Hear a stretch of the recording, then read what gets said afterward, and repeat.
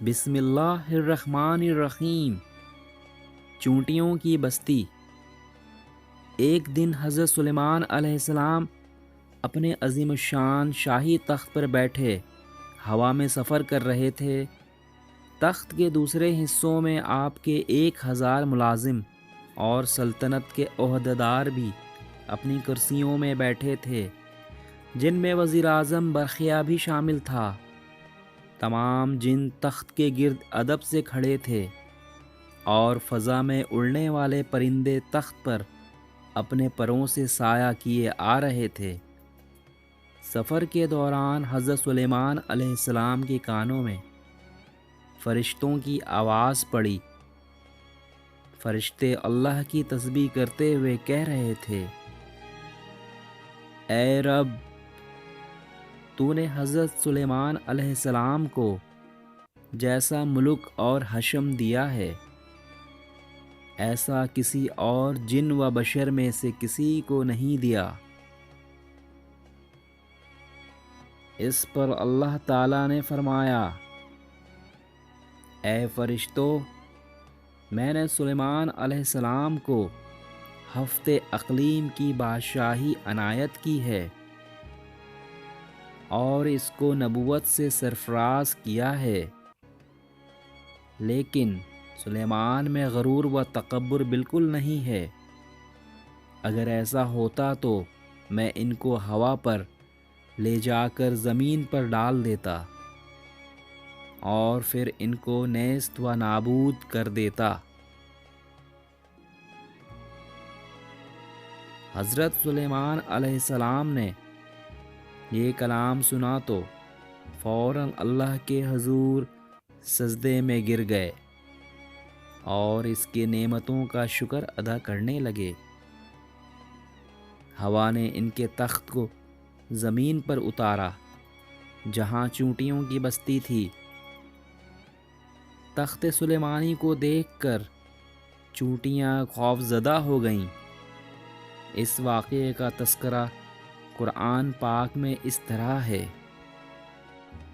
ترجمہ: یہاں تک کہ جب پہنچے سلیمان علیہ السلام چونٹیوں کے میدان پر تو کہا، ایک چونٹی نے، اے چونٹیوں، گھس جاؤ اپنے گھروں میں تاکہ تم کو نہ پیس ڈالے سلیمان اور اس کا لشکر، اور پھر ان کو خبر بھی نہ ہو۔ یہ چونٹی اپنی قوم کی سردار یعنی شاہ مور تھی۔ اس کی بات سن کر حضرت سلیمان علیہ السلام مسکرائے اور انہوں نے شاہ مور کو اپنی ہتھیلی پر رکھ کر پوچھا، اے شاہ مور، تم نے اپنے لشکر سے یہ کیوں کہا کہ سلیمان آتا ہے اور تم اپنے اپنے غاروں میں گھس جاؤ؟ تم نے اس سے پہلے کیا میرا ظلم دیکھا ہے؟ شاہ مور نے کہا، اے نبی، ہم نے آپ کا یا آپ کے لشکر کا پہلے کوئی ظلم نہیں دیکھا، مگر ہم نے حفظ ما تقدم کے طور پر ایسا کیا ہے کہ کہیں آپ کے گھوڑوں کی ٹاپوں تلے چونٹیاں نہ کچلی جائیں۔ حضرت سلیمان علیہ السلام نے فرمایا، کیا تم اپنی چونٹیوں پر ایسے ہی شفقتیں کیا کرتے ہو؟ جی ہاں، شاہ مور نے کہا، چونکہ اللہ تعالیٰ نے مجھے ان کا بادشاہ بنایا ہے، اس لیے میرا فرض ہے کہ میں ان کی سلامتی کا خیال رکھوں۔ تمہارے ساتھ کتنی چونٹیاں رہتی ہیں؟ حضرت سلیمان علیہ السلام نے پوچھا۔ شاہ مور نے بتایا کہ 40,000۔ اس پر حضرت سلیمان علیہ السلام نے پوچھا، تمہاری بادشاہی بہتر ہے یا میری بادشاہت؟ چونٹیوں کے سردار نے کہا، میری بادشاہی بہتر ہے، کیونکہ تمہاری تخت کو ہوا اٹھاتی ہے، تم اس پر بیٹھتے ہو، یہ کتنا بڑا تکلف ہے۔ حضرت سلیمان علیہ السلام نے مسکرا کر پوچھا، تمہیں یہ عقل کس نے سکھائی ہے؟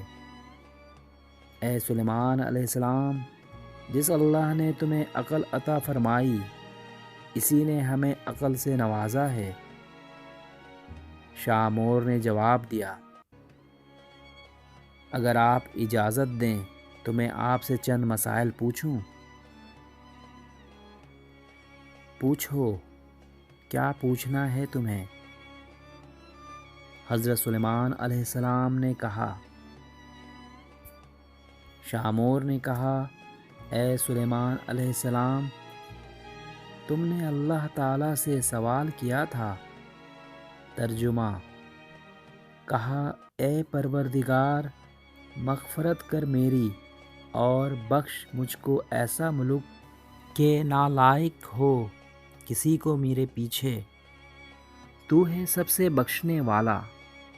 اے سلیمان، تمہارے اس سوال سے حسد کی بو آتی ہے، جبکہ حسد کرنا پیغمبروں کی شان کے خلاف ہے۔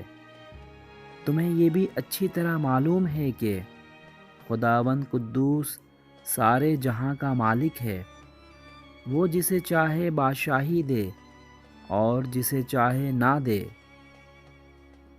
تو بڑی دانا اور عقل مند ہے، حضرت سلیمان علیہ السلام نے کہا۔ شاہ مور نے کہا، اے اللہ کے نبی، تم بھی اپنی رعایا کی نگرانی کرو اور اپنے عدل و انصاف سے رعیت کو خوش رکھو، ظالم سے مظلوم کا حق دلواؤ۔ میں تو بیچاری ضعیفہ اور مسکین ہوں، پھر بھی اپنی رعایا کی ہر روز خبر لیتی ہوں اور ان کا بار اٹھاتی ہوں، تاکہ کوئی بھی کسی پر ظلم نہ کر سکے۔ شاہ مور کی باتیں سن کر حضرت سلیمان علیہ السلام نے سجدے میں گر کر کہا، اے پروردگار، تیری قدرت بے انتہا ہے اور تو ہی بے شک عظمت و بزرگی کے لائق ہے۔ قرآن حکیم کی سورہ سبا میں ارشاد باری تعالیٰ ہے۔